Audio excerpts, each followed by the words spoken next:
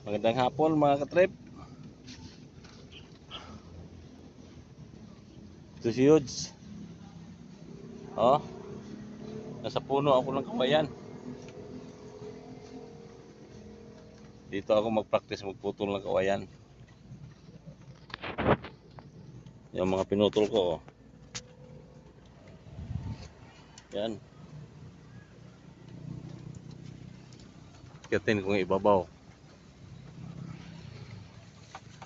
Ah, ganyan lang mga katrip. Pag may trip, gawin mo.